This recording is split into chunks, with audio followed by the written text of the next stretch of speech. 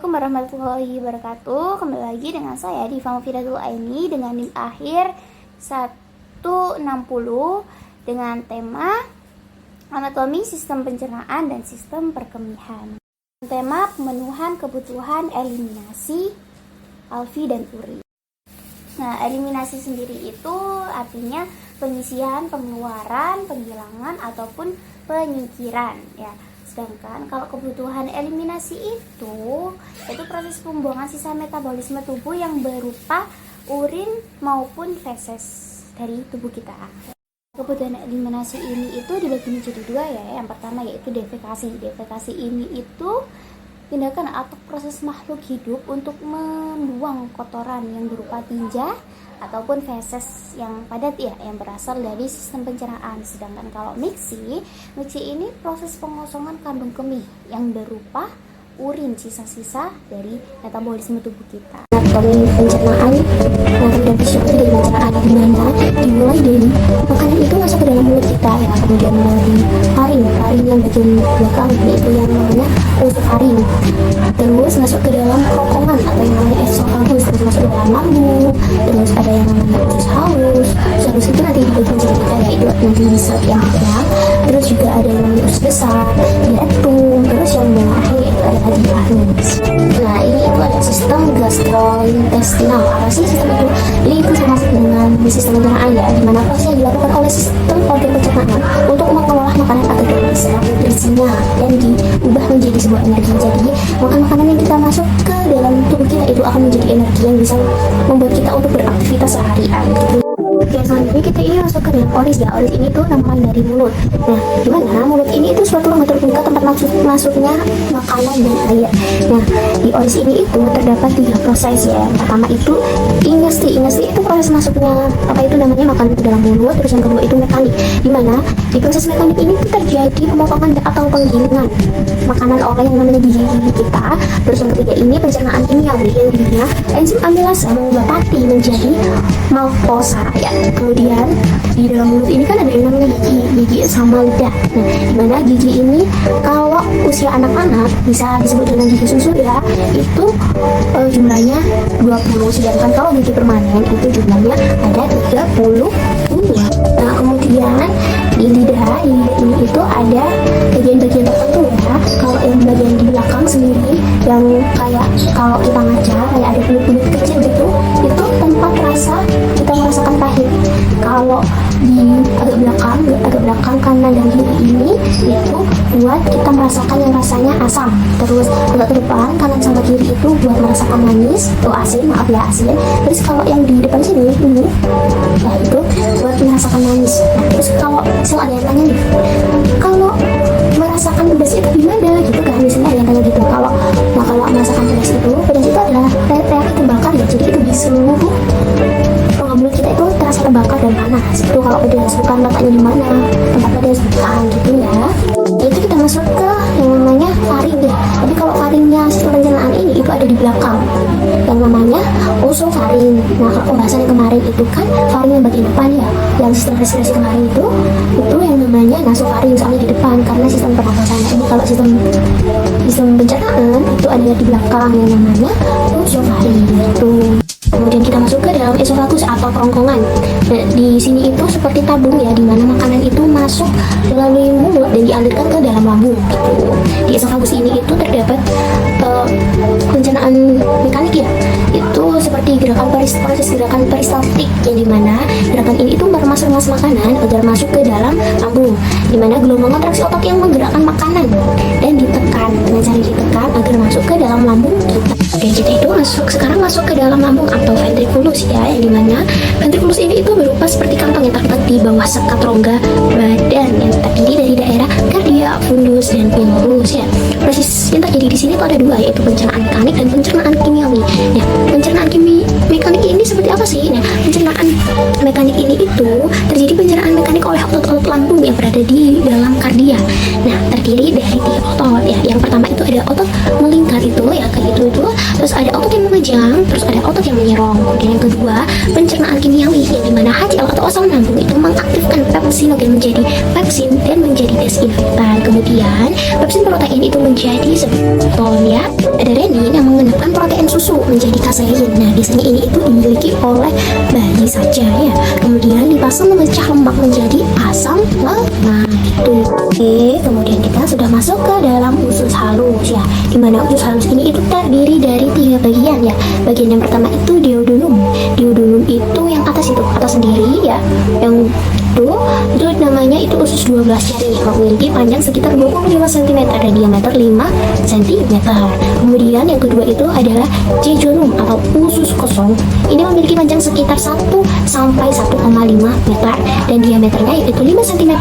Kemudian yang terakhir itu ada ileum atau usus penyerap. Ini kan tadi ada duodenum ya, duodenum atau 12 usus 12 jari ini tuh terdapat 2 saluran, yaitu saluran dari pankreas dan saluran menuju kantung apa dulu ya, dimana proses di sini itu terjadi pencernaan kimiawi ya yang di pankreasnya, yang dimana amilopsin atau amilase pankreas ini mengubah amilum menjadi maltosa. Kemudian ada strepsin atau limfosol pankreas yang mengubah lemak menjadi asam lemak. Kemudian yang terakhir ini ada tripsin yang dimana protein ini menjadi asam amino.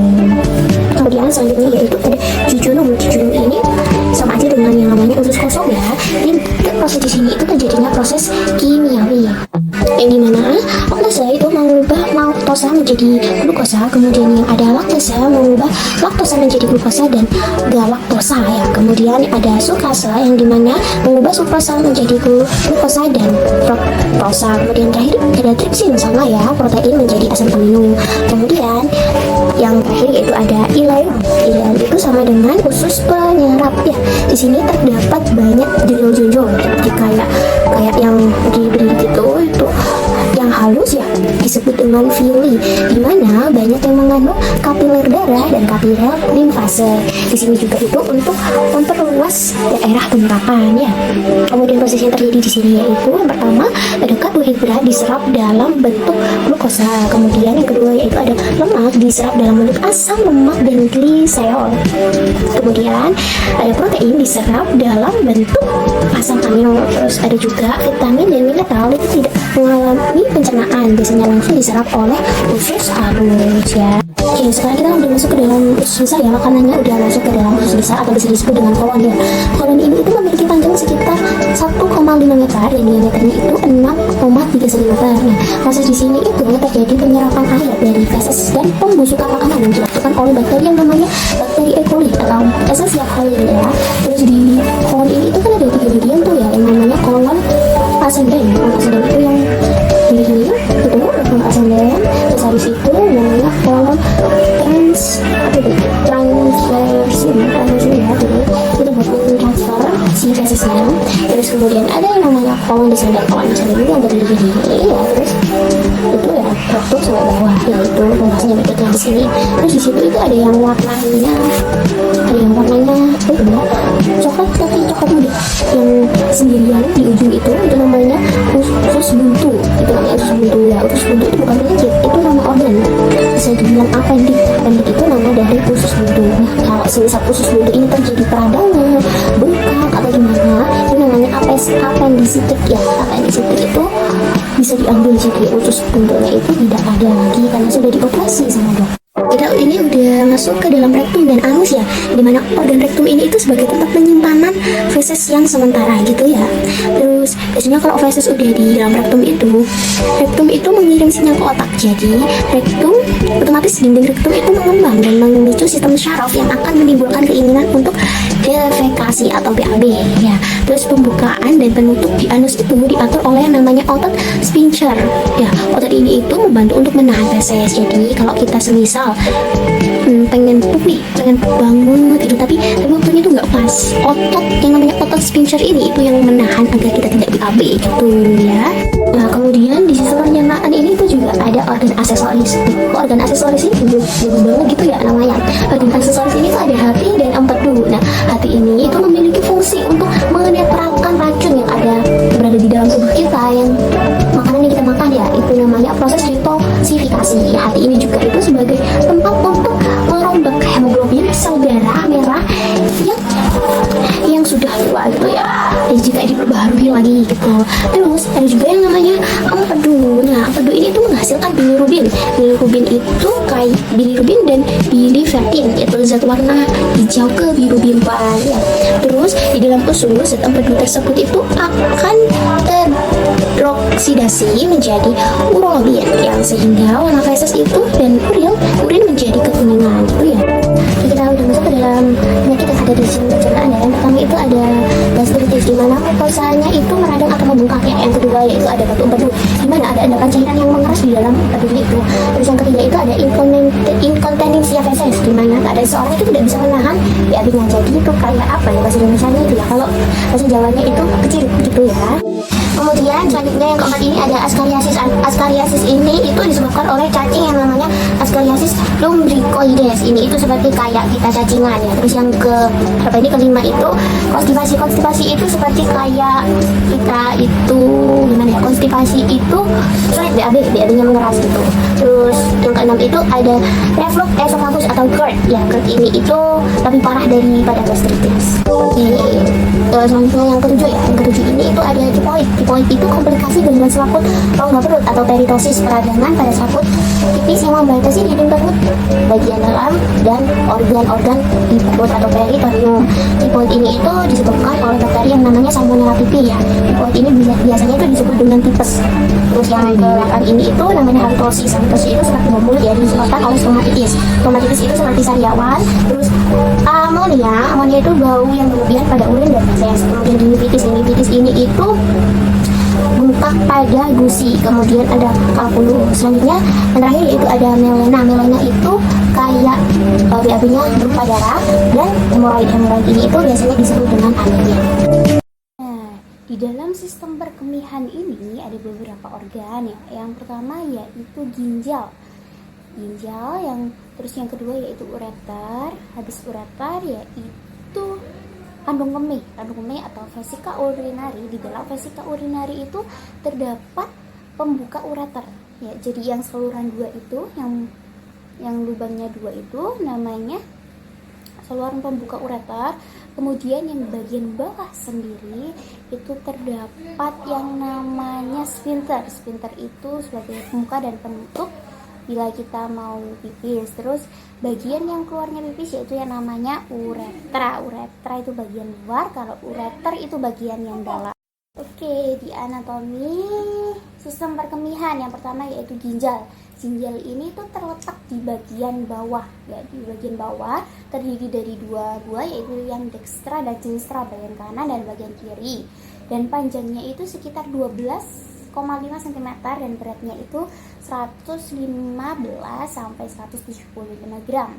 Dan kanan itu lebih rendah, kiri lebih tinggi. Kenapa? Karena kalau kanan lebih rendah itu karena masih berbagi tempat dengan hati.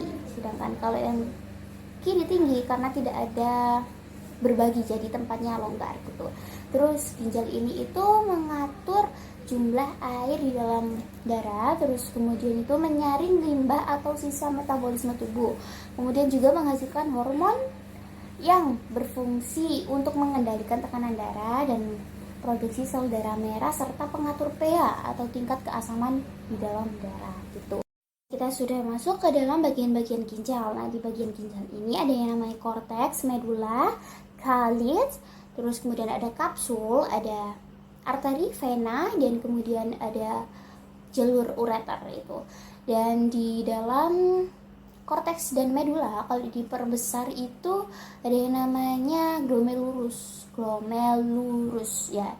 Terus itu terjadinya TKP. TKP itu tubulus contortus proximal ya. Proximal yaitu sebagai tempat penyaringan. Kemudian ada yang namanya TKD. TKD itu tubulus contortus distal, itu sebagai penyaringan kembali atau reabsorpsi. Kemudian ada yang namanya TKK atau tubulus contortus collectivus, yaitu sebagai tempat pengumpulan atau yang namanya dengan augmentasi. Oke, yang kedua yaitu ada ureter. Ureter ini saluran dari ginjal menuju vesika urinari atau kandung kemih atau boli-boli atau blender atau apapun itu ya. Fungsinya yaitu untuk mengalirkan urin dari masing-masing dua ginjal tadi yang dekstra sama sinistra. Kemudian panjangnya yaitu sekitar 25 sampai 30 cm dan penampangnya 0,5 cm. Dan di dalam ureter tersebut terdapat gerakan peristaltik setiap 5 menitnya untuk mendorong urin menuju ke vesika urinari. Sekarang kita sudah masuk ke dalam vesika urinari. Urin udah masuk ke vesika urinari atau bisa disebut dengan kandung kemih, blender, buli-buli ataupun apa itu namanya ya. Nah, ini itu tempat penyimpanan urin. Nah, kapasitasnya itu 300 sampai 500 ml. Dapat mengembang dan mengempis. Bila ada urin, vesika urinari ini dapat mengembang, dan apabila urin sudah kosong dapat mengempis. Dan apabila urin berjumlah 250, biasanya ini akan merangsang otak sehingga menyebabkan kontraksi pada dinding kandung kemih dan dapat terjadinya pengosongan urin dengan cara pipis gitu. Nah, selanjutnya ini sphincter. Sphincter ini itu otot yang ada di atasnya uretra ya, external sphincter, yaitu sebagai otot yang menutup dan membuka ketika kita lagi urin ya gitu. Terus otot ini itu juga bisa menahan kita pada saat semisal kalau di perjalanan kita bulat pipis. Nah, kita nggak nemu yang namanya toilet, jadi sphincter ini itu yang menahan agar urin itu tidak bocor untuk keluar seperti itu. Kemudian yang terakhir ini ada yang namanya uretra. Uretra ini tempat keluarnya pipis ya. Kalau di perempuan ada terdapat 1, 2, 3, 4 tempat. Yang pertama yaitu ada klitoris, yang kedua yang di bawah klitoris itu terdapat uretra, terus di bawah uretra itu ada vagina, dan yang terakhir ada anus gitu. Jadi kalau yang namanya uretra itu di bagian nomor 2 di atasnya, yang namanya vagina yang lubang paling kecil sendiri itu yang namanya uretra, dan panjangnya kalau di perempuan itu adalah 4 cm. Sedangkan kalau pria kan cuma 1 jalurnya. Jadi panjangnya itu kurang lebih sekitar 20 cm gitu. Nah, ini ada yang namanya mekanisme pembentukan urin yang saya sebutkan di bagian-bagian ginjal tadi. Ada terdapat filtrasi atau penyaringan yang di bagian glomerulus. Terus ada yang juga yang namanya reabsorpsi atau penyaringan kembali terdapat di lengkung Henle. Terus di augmentasi atau pengumpulan urin itu terdapat di TKK yang tadi ya itu. Nah, filtrasi ini itu penyaringan ya yang saya bilang tadi itu terjadi di dalam glomerulus dan kapsula Bowman, dan terdapat filtrasi akan menghasilkan urin primer kalau yang ada di filtrasi ini. Terus kemudian hasil filtrasi ini yaitu air, glukosa, asam amino, ion-ion, dan urea. Sedangkan kalau reabsorpsi atau penyaringan kembali ini terjadi di TKP, terjadi penyaringan glukosa, asam amino, dan ion Na+. Kemudian juga terjadi di TKD atau penyaringan urea, kreatin H+, dan juga NH4- dan menghasilkan urin sekunder. Kalau yang filtrasi tadi itu menghasilkan urin primer, kalau yang reabsorpsi itu urin sekunder. Dan kemudian kalau di augmentasi atau pengumpulan itu terjadi di TKK, akan menghasilkan urin yang sesungguhnya ya. Jadi kalau filtrasi tadi apa namanya? Kan urin primer. Terus kalau reabsorpsi urin sekunder, kalau augmentasi itu urin yang benar-benar sungguhan atau urin sesungguhnya gitu. Nah, jenis-jenis penyakit yang ada di sistem perkemihan yang pertama yaitu adalah DM. DM ini diabetes mellitus ya kepanjangannya.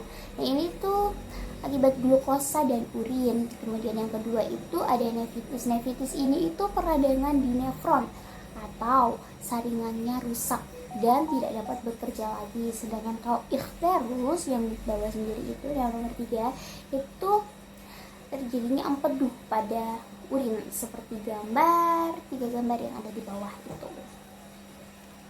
Itulah pembahasan kita pada pertemuan kali ini tentang pemenuhan kebutuhan eliminasi ALFI dan URI. Sampai jumpa pada pembahasan yang selanjutnya. Wassalamualaikum warahmatullahi wabarakatuh.